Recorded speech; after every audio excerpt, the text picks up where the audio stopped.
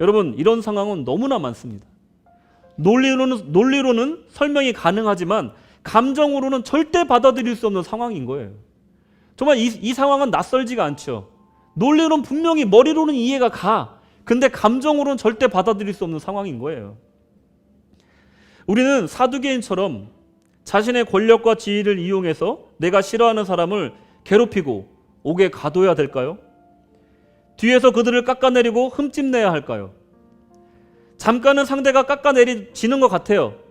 근데 사실은 그런 험담을 하고 다니는 나의 가치가 갉아먹고 있는 것뿐이라는 것을 나중에 되면 알게 됩니다. 이럴 때 심리학자들이 우리에게 제시해주는 행복해지는 가장 쉬운 방법이 있습니다. 그게 뭘까요?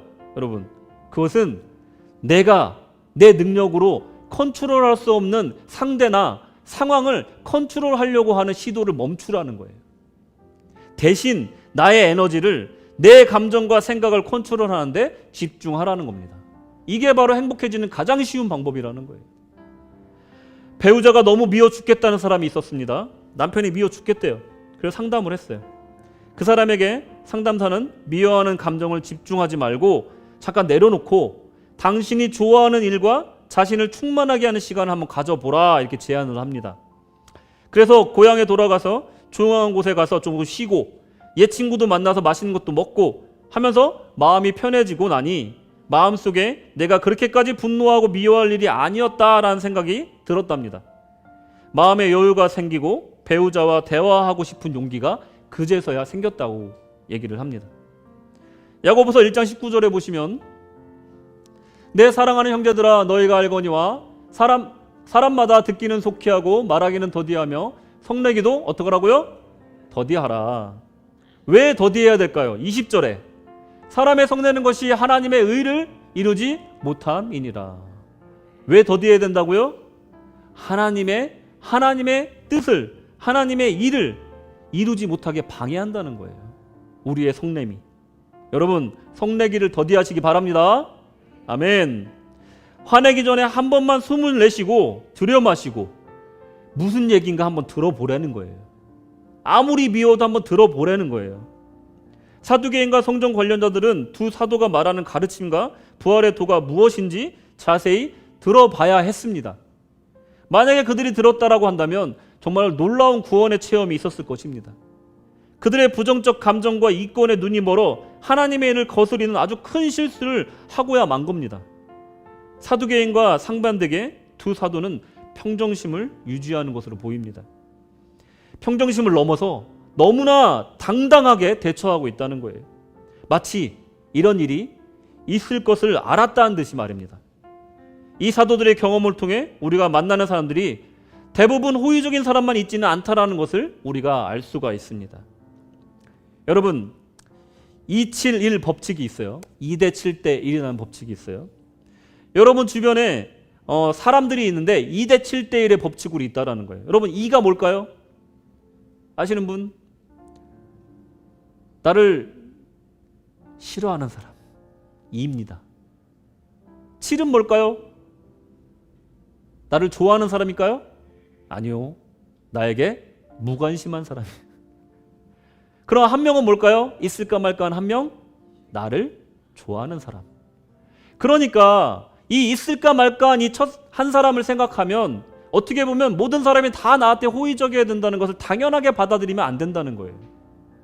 모든 사람이 다 나한테 호의적으로 대하지 않는 것이, 그러니까 2명은 나를 싫어하고 7명은 나에게 무관심하다는 것이 당연하다고 생각하면 한 명이 나한테 다가와서 사소한 호의적인 행동을 해주면 그게 그렇게 고마운 거예요.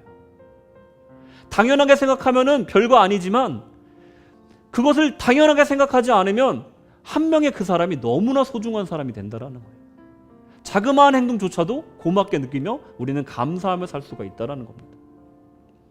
생각보다 많은 사람이 나한테 관심이 없고요. 생각보다 정말 극소의 사람이 나를 미워한다는 거예요. 이 적은 사람의 수 때문에 얼마나 가슴 아파하고 우리가 살고 있습니까? 우리 인생에 그렇게 많지도 않은 사람 때문에 우리 인생 전체를 좀먹고 있지는 않은지 한번 생각을 해봐야 된다는 겁니다. 대부분의 사람들은 나에게 관심이 없다는 거예요. 이 법칙은요, 기독교인들에게 어느 정도 해당하는 법칙입니다.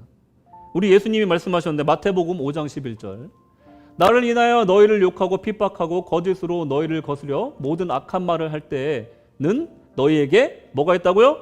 복이 있나니.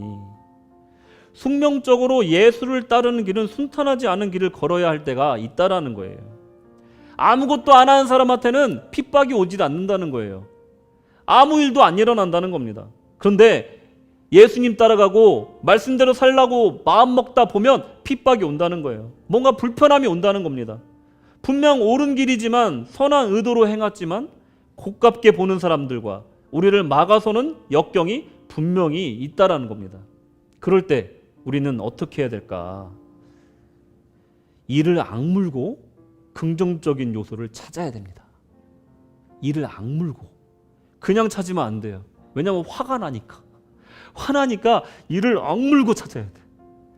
분명히 좋은 면이 있을 거야. 분명히 하나님께서 계시한 바가 있을 거야.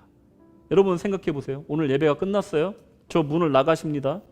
나갔더니 내 차가 누가 찍 거놨어. 상상도 하기 싫죠. 상상도 하기 싫죠. 벌써 반응이 나왔어. 여러분 어떻게 반응하시겠습니까? 일단 뭐 이제 터프하신 분들은 바로 이제 나갈 거고 그죠?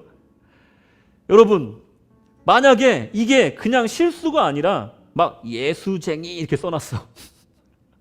그러면 여러분들 어떻게 하시겠습니까? 당연히 처음에는 분노가 막 치밀어 오르겠지만 이때 이를 악물고 하늘을 봐야 된다는 거예요.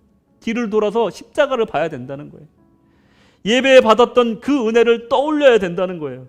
이를 악물고 그렇게 해야 된다는 거예요.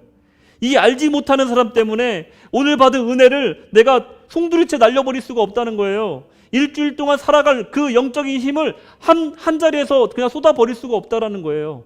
이 모르는 사람 때문에 나를 향해서 그 나쁜 말을 하고 나에게 해코지한 그 사람 때문에 내가 받은 은혜를 정말 잃어버릴 수는 없다는 거예요. 이를 악물고 은혜를 떠올려야 된다는 거예요.